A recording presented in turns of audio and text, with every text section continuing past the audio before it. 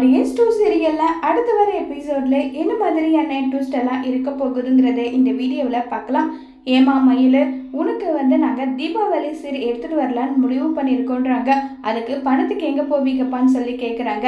ஏதோ கொஞ்சம் நஞ்சம் நீ ஏற்பாடு பண்ணி கொடுத்தா அதை நான் செஞ்சிடலான்னு சொல்லி முடிவு பண்ணியிருக்கேன்னு சொல்லிட்டு சொன்னதும் இதை கேட்ட உடனே மயில், ஆமாம் நான் ஏற்பாடு கொடுத்துடுவேனா நீங்கள் பேர் பண்ணிப்பீங்களா, என்னப்பா இது என்ன பேசிட்டு இருக்கீங்கன்னு சொல்லிட்டு பேசிட்டு இருக்கும் போதே பார்த்தீங்கன்னா பாண்டியன் ஒருத்தர்கிட்ட 10,000 ரூபாய் பணம் கொடுத்துருப்பாங்க. அவங்க பணத்தை எடுத்துட்டு பாண்டியன் இல்லையாமா அவர்கிட்ட நாங்கள் பணத்தை கொடுக்கணும்னு சொல்லிட்டு சொன்னதும் உடனே அதுக்கு மாணிக்கம் நான் பாண்டியனோட சம்மதிதான், நீங்க என்கிட்ட பணத்தை கொடுங்க, அந்த பணத்தை பாண்டியன் கிட்ட நான் கொடுத்துட்றேன்னு சொல்லி அந்த பணத்தையும் வாங்கி வச்சுக்கிறாங்க.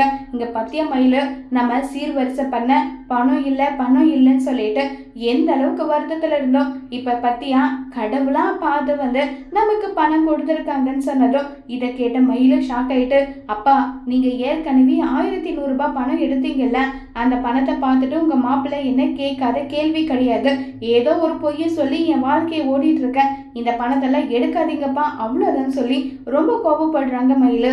அதை மீறியும் மாணிக்கம் பணத்தை எடுப்பாங்களா இல்லைங்கிறத வரப்போற எபிசோட்ல வெயிட் பண்ணி பார்க்கலாம். தேங்க்யூ.